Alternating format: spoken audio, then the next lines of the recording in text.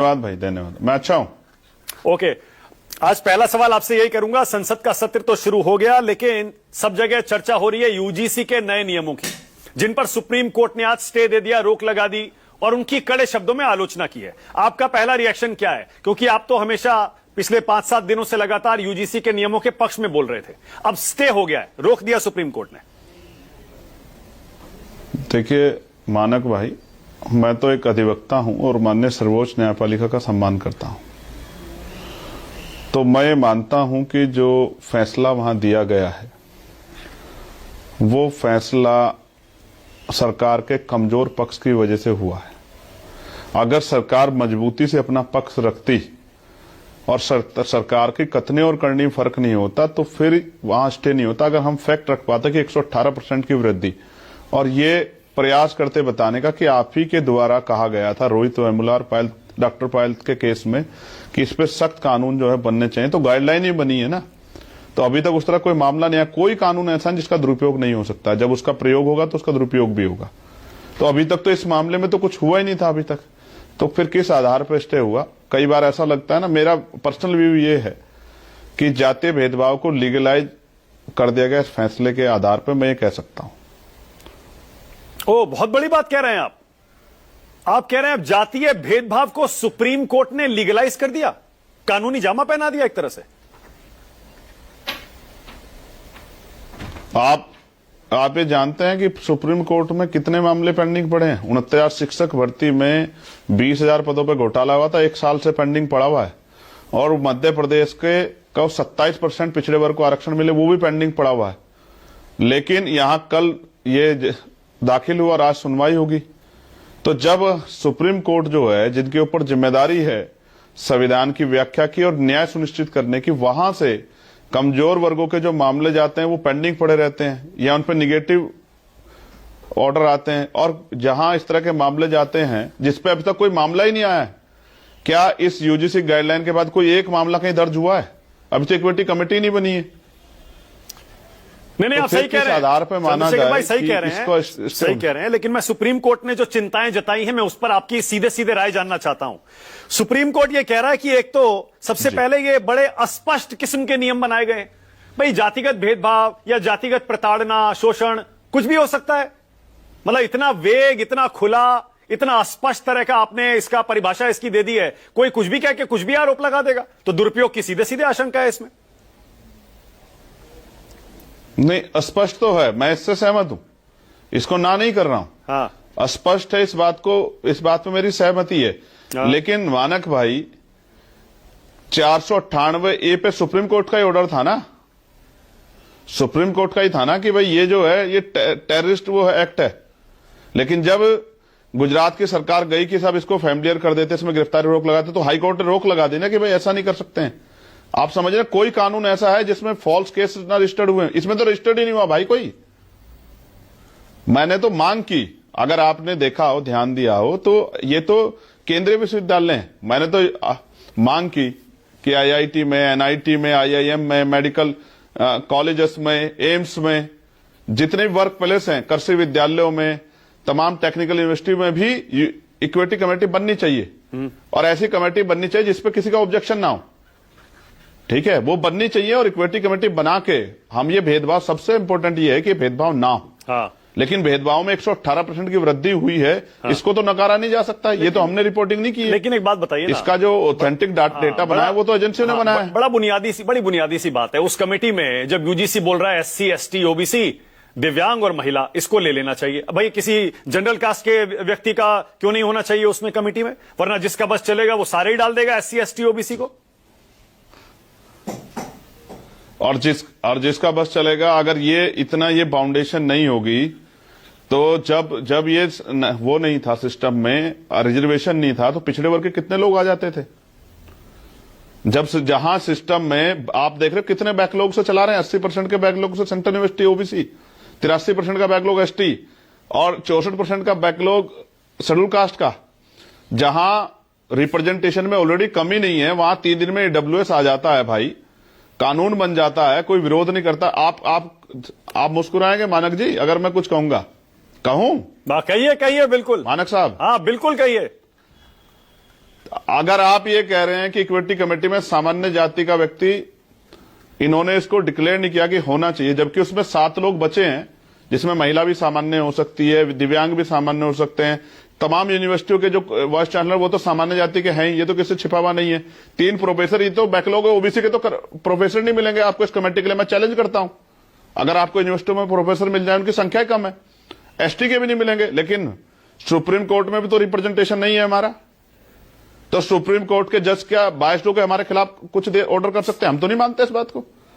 जिन जजों ने दिया है ऑर्डर, अगर वो एससी एसटी ओबीसी के नहीं है, मैंने जानकारी नहीं हासिल की, तो क्या मैं मानूं कि वो बायस्ड होकर दिया है? मैं तो नहीं मानता इस बात को।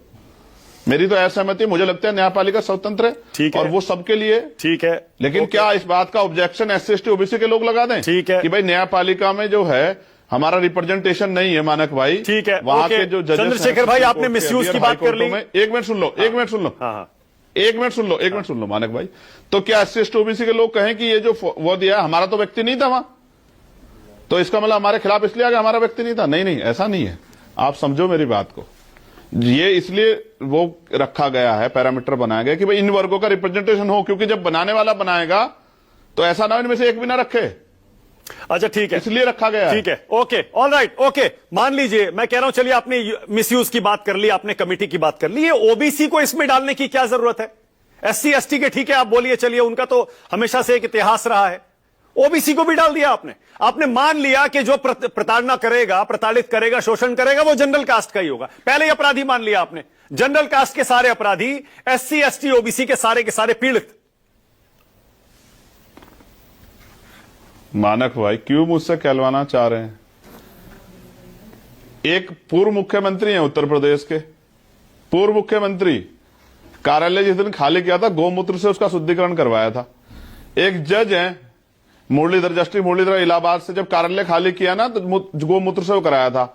अभी कुशवाहा और यादव साहब की चोटी काट ली थी व्यासपीठ पे बैठने पे, मूत्र से जो शुद्धिकरण करवाया था। काहे को मुझे कहलवा रहे हैं? क्या गांव से लेकर और सब तक खुलेआम एक डिप्टी चीफ मिनिस्टर है उत्तर प्रदेश के, सैन सविता समाज को नव्वा कह रहे थे। देखो मानक भाई, एक बात समझो, कई बार आप ना चाहते हो भी इस तरह का अपराध कर जाते, क्योंकि हमारे यहां सिखाया नहीं जाता, हमारे यहां बताया नहीं जाता कि भाई किसी के मन को ठेस नहीं पहुंचानी, हमें क्या कहना है इससे इंपॉर्टेंट है क्या नहीं कहना है।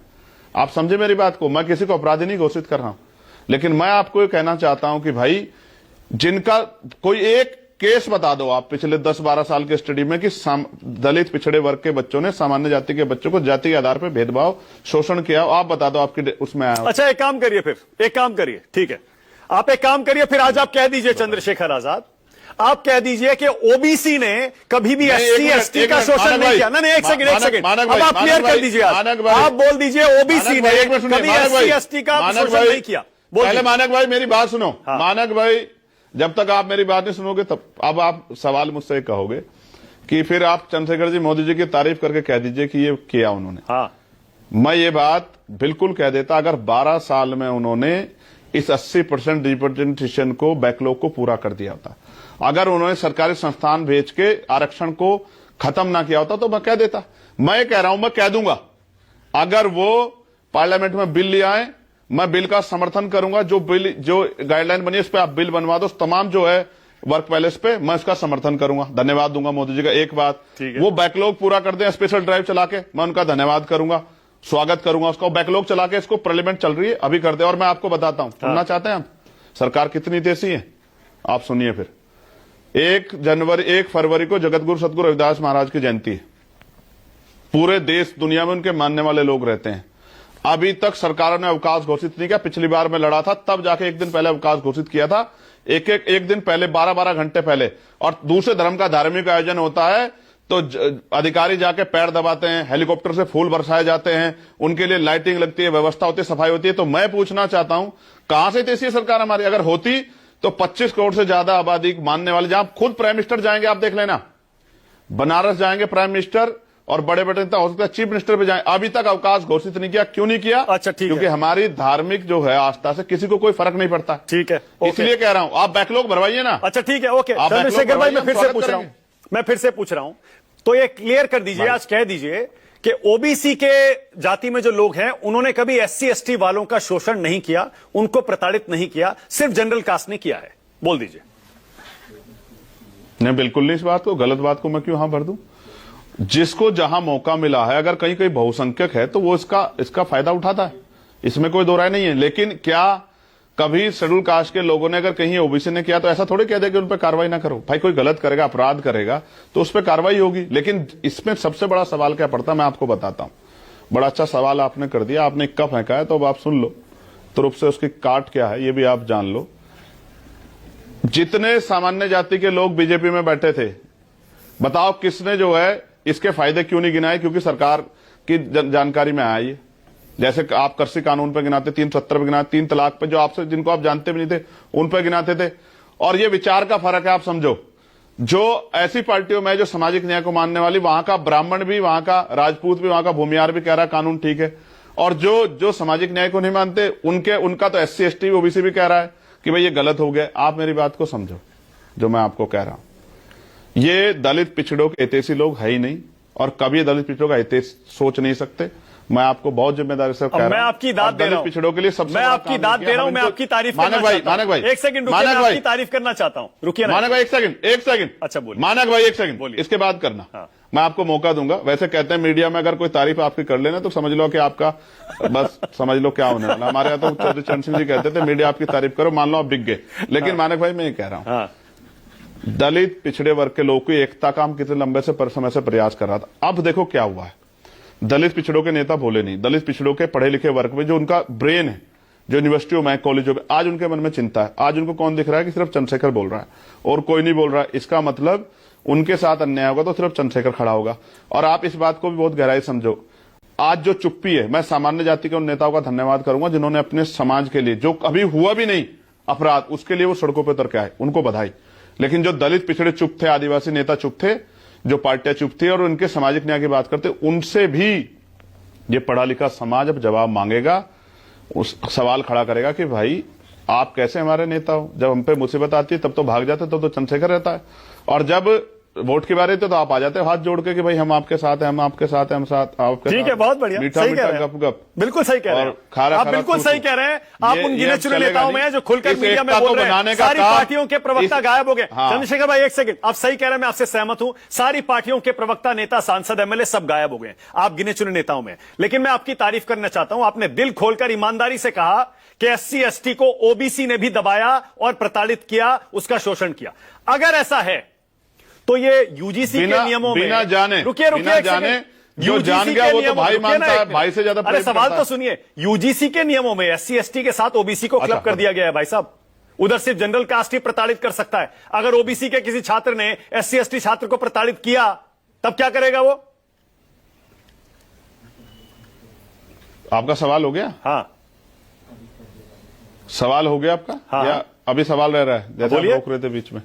मैं ये कह रहा हूं, कोई अगर अपराध करेगा तो उसके अपराध पे कार्रवाई करने के लिए पूरा सिस्टम है। चाहे वो अगर SC SC पे को करेगा, शोषण करेगा, तो क्या SC SC पे अगर शोषण करेगा तो कार्रवाई नहीं होगी? आप बताओ मुझे, अपराध नहीं बनेगा?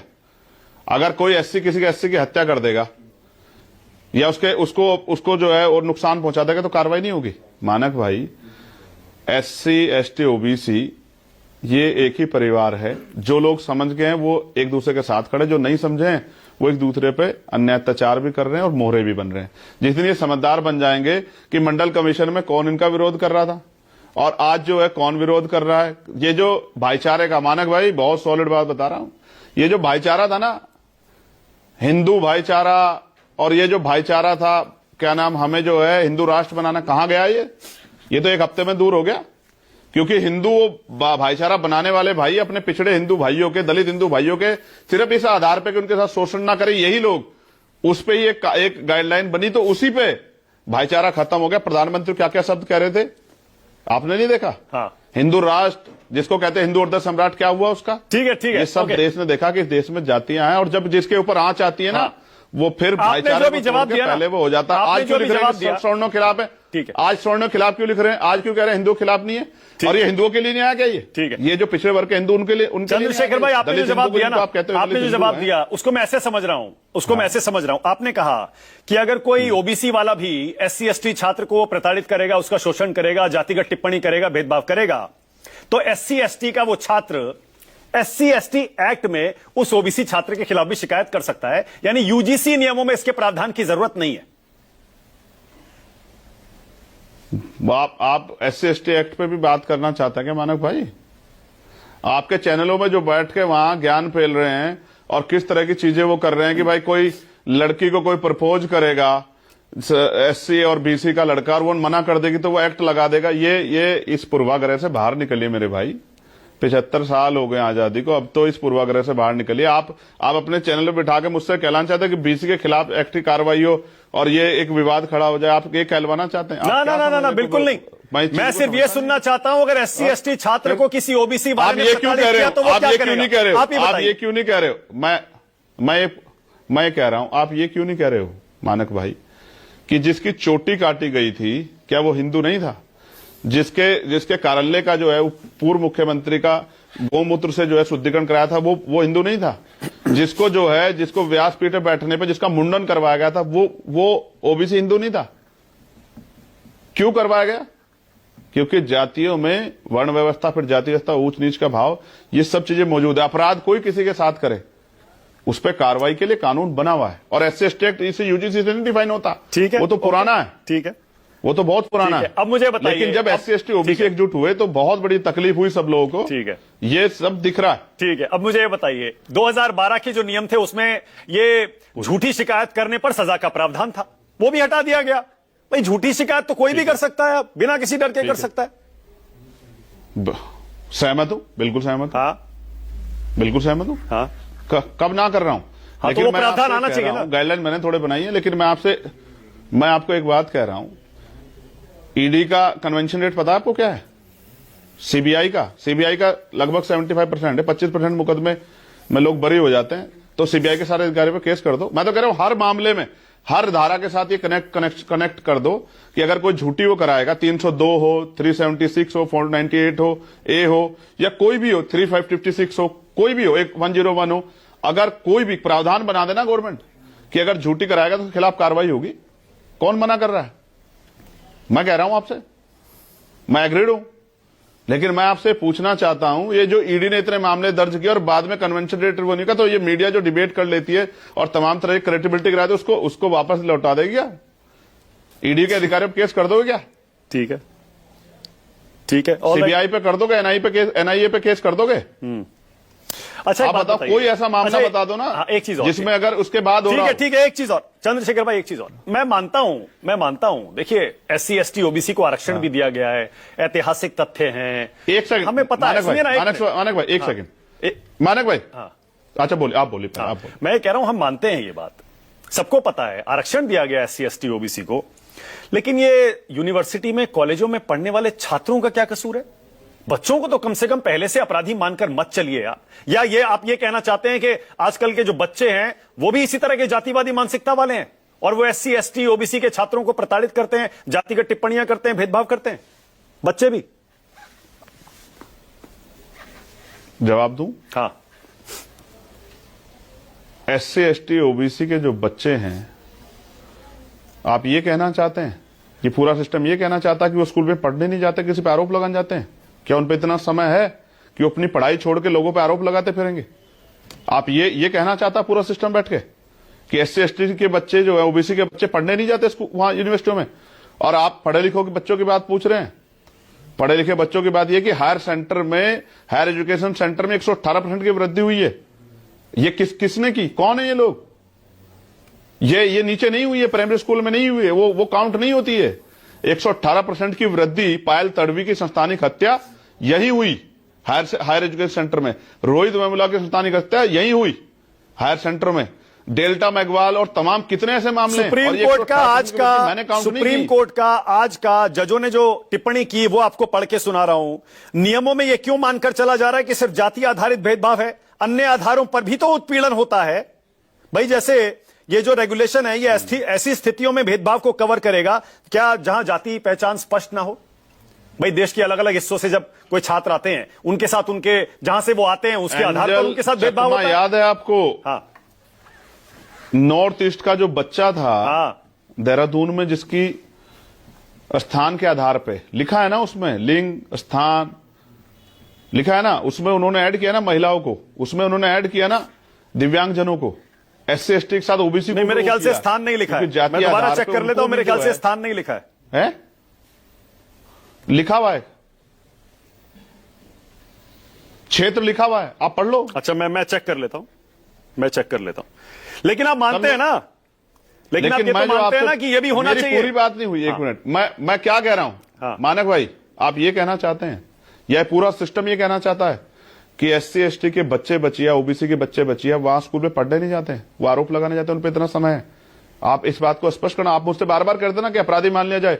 मैं आपसे पूछना चाहता हूं, कौन है वो जो कहना चाहता है कि भाई आरोप लगा दें कि SC ST बच्चे जो कर्ज लेके, लोन लेके, जमीन बेच के, जो जिनके महापुरुष बाबा साहब अम्बेडकर कहते हैं शिक्षा उनका हथियार है, शिक्षा श्रेणी का दूध है, जो पिएगा दाड़ेगा, वो यूनिवर्सिटियों कॉलेजों में वो आरोप लगाने जाते हैं। अच्छा, जन्म स्थान लिखा है, मैंने चेक कर लिया। वो रणनीति बनाते बैठ के, जन्म स्थान उसमें लिखा हुआ है, जन्म स्थान के आधार क्या उनके पास इतना समय है कि वो रणनीति बनाएंगे किसी को आरोप लगाने की?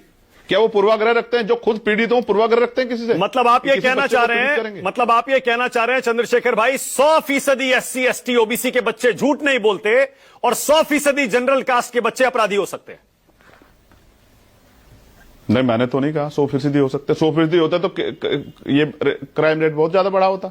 100% जिन्होंने अपना विशेषाधिकार मान रखा, जन्म से अधिकार के, हमें इनको नीचा दिखाना है। अच्छा, आप मेरी बात सुनो, जब कोई कोटे को कोठा बोलता है मानक भाई, तो आप मुझे बताओ कि आप कोठे वाले तो 10% आर्थिक आधार पर आरक्षण छोड़े ना, सामान्य वर्ग पहले छोड़ दे। अगर उसको आरक्षण बुरा लगता है तो छोड़ दे, क्यों नहीं छोड़ सकता है? EWS का बैकलॉग भरा जा रहा है, SC ST OBC का नहीं भरा जा रहा है। मैंने आपको बता दिया, एक सेंट्रल यूनिवर्सिटी जिनको सेंट्रल गवर्नमेंट देख रही है, क्यों नहीं भर पा रहे हो? NFS हो रहा है, इसको क्यों भूल जाए हम लोग? कौन 100% की बात कर रहा है? आप 100% की बात कर रहे हो, मैं तो आपसे पूछ रहा हूं। झूठी शिकायत पर सजा का प्रावधान तो होना चाहिए ना चंद्रशेखर भाई, इतना तो मान लीजिए ना आप। नेचुरल जस्टिस आपके झूठी शिकायत इस मामले में, इस पूरी गाइडलाइन के बाद कोई झूठी शिकायत दर्ज हुई है? पिछले उसमें आप पे कोई डेटा होगा कि 100 झूठी शिकायत दर्ज होगी थी और उन पे 100 पे हमने कार्रवाई कर दी, वापस यूनिवर्सिटी ने कार्रवाई कर दी। सुप्रीम कोर्ट ने आज कहा कि भाई जाति विहीन समाज की दिशा में जो कुछ हासिल किया गया, क्या हम इन नियमों से उससे पीछे नहीं जा रहे हैं? शैक्षणिक संस्थानों में भारत की एकता झलकनी चाहिए, हम तो एकदम उल्टी दिशा में जा रहे हैं, कोर्ट बोल रहा है। बिल्कुल मानक भाई, 2 मेरी टिप्पणियां हैं। पहली है, इसमें वास्तविकता में होना नहीं चाहिए शैक्षणिक संस्थानों में किस तरह का भेदभाव। उसको रोकने के लिए हमें बचपन से अपने बच्चों में ये भाव पैदा करने पड़ेंगे, किसी के मन को ठेस ना पहुंचाएं। ऐसे शब्दों का प्रयोग, क्या कहना है इससे इंपॉर्टेंट ये है क्या नहीं कहना है, किन बातों से दूसरे के मन में पीड़ा होगी, क्या बातें हमें नहीं कहनी है। दूसरा, इतना बड़ा समाज किस परिस्थितियों से लड़के यहां तक आया है, आजादी से पहले उसके क्या हालात थे, उसका क्या रिप्रेजेंटेशन था, आज क्या है, उसने क्या क्या सहा है। इस बात से हमें अपने बच्चों को अवेयर कराना चाहिए प्राइमरी एजुकेशन में। तब जाके मुझे लगता है कि वो कभी कभी गलतियां जानबूझ के नहीं की जाती, कभी कभी हो जाती है, बाद में पछतावा होता है, लेकिन तब तक बहुत दूर भागे वो अपराध की श्रेणी में चला जाता है। अब सुप्रीम कोर्ट की बात सुनो, कॉन्स्टिट्यूशन के मूल्यों की बात करने वाले सर्वोच्च न्यायपालिका क्या अपने यहां पर रिप्रेजेंटेशन कर पाई है? उनके ऊपर कितने बड़े सवाल खड़े किए, इसी सरकार ने सवाल खड़े किए थे कि हम जो है all India judicial service commission बनाएंगे। एक बात। दूसरी बात, EWS क्या गैर संवैधानिक नहीं था? मैं पढ़ा लिखा व्यक्ति, वकील हूं, एक जनप्रतिनिधि भी हूं, मुझे सामान्य जाति के लोगों ने वोट किया, मैं उनका भी, उनकी भावनाओं का सम्मान भी करता हूं। अगर उनके साथ कोई अन्याय होगा तो उनके साथ भी खड़ा होकर दिखाऊंगा, आपको कहता नहीं हूं। लेकिन आप मुझे बताओ, जब संविधान में आरक्षण का प्रावधान शैक्षिक पिछड़ापन, सामाजिक पिछड़ापन और रिप्रेजेंटेशन की कमी है, तो बिना किसी आंकड़ों के जो राजनीतिक फायदे के लिए 2019 में EWS लाया गया, तो सर्वोच्च न्यायपालिका ने किस आधार पर उसको सही एक्सेप्ट किया कि 5-1 के उससे जो है ऑर्डर से उसको पास कर दिया कि भाई ये सही है? क्या संविधान में आरक्षण का प्रावधान आर्थिक आधार पर है? अगर मैं गलत हूं तो आप मुझे करेक्ट कर दो। नहीं, आप सही कह रहे हैं, संविधान की व्याख्या करने आप सही कह रहे हैं। एक मिनट, आप सही कह रहे हैं। मतलब आप ये कह रहे हैं कि जनरल कास्ट के गरीबों को जो 10% आरक्षण दिया गया वो गलत है, उसे वापस हो जाना चाहिए, आप उसके पक्ष में नहीं है। और वही फिर आप ये भी कहते हैं कि मैं जनरल कास्ट के जो पीड़ित हैं उनके पक्ष में खड़े होने को तैयार हूं। ये दोनों बातें तो विरोधाभासी हैं। हाँ, रिप्रेजेंटेशन में कमी जहां दिखा दो आप, जिस विभाग में मैं चल के धरना करूंगा उसके खिलाफ। आप एक विभाग बता दो, उसके खिलाफ जाकर धरना करूंगा, वचन देता हूं आपको। चंद्रशेखर है मेरा नाम, अपने वचनों का पक्का हूं। एक डिपार्टमेंट बता दो जहां रिप्रेजेंटेशन कम हो सामान्य जाति का, चलिए धरना दूंगा, और ना दिया तो जो आप कहेंगे वो सजा एक्सेप्ट कर लूंगा, वचन दे कहता हूं। चलिए बताइए कौन से विभाग में कम है। आपको पता है सुप्रीम कोर्ट में अभी एक पिटीशन आई है 2-3 दिन पहले सुप्रीम कोर्ट में, जिसमें यह कहा गया है कि जनरल कास्ट में भी कुछ जातियां हैं, मैं नाम नहीं लेना चाहता, उनका राजनीतिक तौर पर प्रतिनिधित्व नहीं है, उनको राजनीतिक तौर पर पिछड़ा घोषित कर दिया जाए। यानी जनरल कास्ट को आप जो कहते हैं कि सारे 80% 70% बैठे हुए हैं, उनमें से कुछ जातियां ऐसी हैं जिनको कोई प्रतिनिधित्व नहीं है। सही है, सही बात है। किसकी जिम्मेदारी है ये? किसकी जिम्मेदारी है ये? आप ये कह रहे हैं, मैं आपको उत्तर प्रदेश की 6 जातियां दिखती है शेड्यूल कास्ट की, 60 नहीं दिखती है, उनका रिप्रेजेंटेटिव ये तो नहीं दिखा किसी को। और पिछड़े वर्ग की कितनी जातियां हैं और कितने एमपी बनते हैं? 3763 जातियां हैं, तो उनमें से कितने 3763 एमपी हैं यहां ओबीसी के? शेड्यूल कास्ट की हजारों जातियां हैं कि हजारों एमपी हैं यहां? ए भैया माफ करो मानक भाई, कसम खा के बैठे हैं कि एससी एसटी ओबीसी को अधिकार नहीं देंगे, कसम खा के बैठे हैं कि एससी एसटी के अधिकारों पे कोई बात आएगी तो उस पर कलम फेरनी है। मैं आपसे कह रहा हूं 6763 जातियों बटते हुए समाज को, जिसमें 3000 ज्यादा जातियां ओबीसी की हैं, तो उनकी तरफ भी देख लो, उनका तो रिप्रेजेंटेशन बिल्कुल भी नहीं, आप स्वीकार कर लो। जाति आधार बना दो, इतनी बना दो, और पिछड़ों को पॉलिटिकल रिजर्वेशन दे दो, मैं सहमत हूं। एक सवाल और, आज सुप्रीम कोर्ट में भी मसला आया ये, शेड्यूल कास्ट की जितनी जातियां हैं मानक भाई, शेड्यूल कास्ट की जितनी जातियां हैं उनका भी तो प्रतिनिधित्व नहीं है, लेकिन उनका तो हजारों साल से नहीं, तो उनको दे दो ना पहले। मैं ये कह रहा हूं भाई, के लिए इतनी सीटें वो कर दो भाई जी। मैं ये कह रहा हूं कॉलेजों में आपने भी इतनी राजनीति की है, आपको भी पता है कॉलेजों में तो फर्स्ट ईयर के स्टूडेंट्स की रैगिंग बिना जाति के आधार पे होती है, नया देख के रैगिंग होती है, उसमें कौन सा जाति पूछ के रैगिंग होती है? तो रैगिंग के लिए नियम होना चाहिए ना। ये जाति आधारित नियमों में सिर्फ एससी एसटी ओबीसी को डालने के लिए क्या जरूरत है? मैं पूछा रैगिंग को आप सही मान रहे हैं? बिल्कुल नहीं। कौन सही मानता है उसे? तो गलत तो गलत ही है ना, गलत तो गलत ही है ना। अरे तो आपको ये कहना चाहिए ना भाई, रैगिंग के लिए बनाइए जिसमें सबको इंक्लूड करिए। मानक भाई उदाहरण ऐसे ऐसे दूंगा कि दांत तले उंगली दब जाएगी। मानक भाई आईपीएस पूरण कुमार जो एडीजीपी लेवल रैंक के थे, उन्होंने कास्ट बेस्ड एट्रोसिटी के बाद सुसाइड किया था हरियाणा में। आप बात करते हैं दफ्तरों में होता है जातिवाद, आप कॉलेज की बात कर रहे हैं, कॉलेज भी तो ये घर से मिलता है, ये बताया जाता है आप किस जाति के हैं, आप ऊंचे हैं नीचे हैं। और सुनो, अभी आईएएस टीना डाबी हैं, वो टॉपर रही है अपने बैच की, लेकिन अभी 3 दिन पहले इसी सोशल मीडिया पे उनसे एक गलती हुई, मीडिया ने कह दिया कि मैडम इधर मुंह कर लो, और बच्चे सामने खड़े हुए थे, तो उस पे जो है उनको ट्रोल किया गया कि आरक्षण से जो है ज्ञान नहीं आता। अरे मानक भाई छोड़ो यार, क्यों हमसे कहलवा रहे हो, क्यों इस सच से आंखें फेरना चाह रहे हो? जो बच्ची टॉपर है, आईएएस है, उसको जो है आप जाति के आधार पर कर रहे, आप उसका जाति के आधार पर अपमान इसलिए कर रहे हैं क्योंकि आपको पच नहीं रही है कि वो टॉपर कैसे होगी। मैं कह रहा हूं ये हायर एजुकेशन सेंटर में बैठने वाले लोग क्या ये घर नहीं जाते? क्या ये अंतरजातीय विवाह को स्वीकृति देते हैं? क्या ये इनका माइंड बहुत ब्रॉड हो गया है? तो फिर इसमें क्राइम क्यों बढ़ रहे हैं? 118% की वृद्धि क्यों हो रही है? और इसको मैं सरकार में नहीं हूं जो हम इसको कहीं वो करवा रहे हूं कि भाई हम इसको काउंट करवा रहे हैं, तो सरकारी काउंट करवा रही है ना, सरकारी एजेंसी काउंट कर रही है, तो क्या वो गलत काउंट करने लगी है? इसका जवाब सरकार से मांगो ना आप। ठीक है, ओके, ऑल राइट। मानक भाई, 1 मिनट सुन लीजिए। मानक भाई, मेरा सवाल, सरकार अगर वास्तविकता में दलित पिछड़े वर्ग की हितैषी है, तो अब पार्लियामेंट का सेशन चल रहा है, स्पेशल ड्राइव लाके भर दे बैकलॉग। जितने सरकारी संस्थान है उनमें जहां जहां बैकलॉग कमी है, सामान्य जाति का बैकलॉग कम हो, भर दो उसको। मैं कह रहा हूं, बताओ कहां आंदोलन करना है अगर उनका प्रतिनिधित्व कम है। लेकिन इतने कम संख्या के साथ आप इंस्टीट्यूशन चला रहे हो, तो क्या बच्चे वहां पढ़ पाते होंगे? जहां टीचर 10 हैं और क्लासें यहां 20 हैं, तो कैसे जो है वहां अध्यापन का कार्य हो रहा होगा? इतने कम बैकलॉग के साथ जो है, इतने बड़े बैकलॉग के साथ आप कैसे अध्यापन कार्य करा पा रहे हैं? एजुकेशन तो प्रायोरिटी होनी चाहिए ना देश की, हेल्थ सेक्टर तो प्रायोरिटी होना चाहिए ना, न्यायपालिका तो प्रायोरिटी। कितने कितने मामले पेंडिंग पड़े हैं भाई? मैं तो कह रहा नए जजों की नियुक्तियां कर दो, कौन रोक रहा है? मैं सुप्रीम कोर्ट का सम्मान करता हूं, मैं बिल्कुल स्पष्ट रूप से कह रहा हूं कि वहां भले ही एससी एसटी ओबीसी की संख्या कम हो, लेकिन वहां से फैसले वो न्याय सम्मति आएंगे। आप मेरी बात को समझना, ठीक है? भले ही हमारे एससी एसटी के इश्यू को कोई सामान्य जाति के जज सुन रहे हो, मगर हमें विश्वास है कि वो हमारे साथ न्याय करेंगे। देश देख रहा है, कुछ छिपा हुआ नहीं है, सब ट्रांसपेरेंसी है। सोशल साइटों का समय है, अब सुनवाई जो है वो आ जाती है, सब देख रहे हैं। ठीक है, सब चल रहा है। Alright. कौन कितने मामले पेंडिंग पड़े और कितनों पे ठीक है। काम हो रहा है, कौन एक साल से 69,000 शिक्षक भर्ती के बच्चे सड़कों पे धक्के खा रहे हैं, और कितने लंबे समय से मध्य प्रदेश में 27% रिजर्वेशन नहीं मिल रहा। इसमें 30 तारीख को आंदोलन है, देश देख रहा है। ठीक है, मैं आपकी फिर से तारीफ करना चाहता हूं भाई। आपके साथ बात करने में चंद्रशेखर भाई हमेशा मजा आता है। आप मन से बात करते हैं, खुल के बात करते हैं, खरी खरी कहते हैं। बहुत बहुत धन्यवाद न्यूज 24 पर आने के लिए, एक बार फिर से हमसे बातचीत करने के लिए। थैंक यू और शुभकामनाएं संसद सत्र के लिए। आपके लिए मंगल कामना। जय भीम, धन्यवाद। ये थे चंद्रशेखर आजाद। छोटा सा ब्रेक ले रहा हूं, न्यूज 24 पर खबरें जारी हैं। पेट दफा रोग दफा सबको पता, फिर तुझको नहीं क्यों है पता। पेट दफा रोग दफा एक जगह। निष्पक्ष मतलब news 24। Welcome to Greater Valley School, where every moment ignites a passion for learning. From nurturing curiosity to building strong skills, we blend modern education with character, sports, and creativity.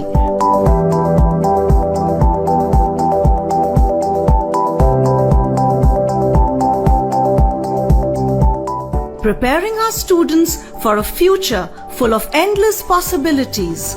Ignite, empower, achieve. Greater Valley School, shaping futures, building leaders, and lighting the way to a brighter tomorrow. Admissions open. ਕੀ ਹੋਇਆ ਭਾਈ ਤੁਹਾਨੂੰ? ਅਚਾਨਕ ਦਰਦ ਉੱਠਿਆ। ਠੀਕ ਹੈ sir? हाँ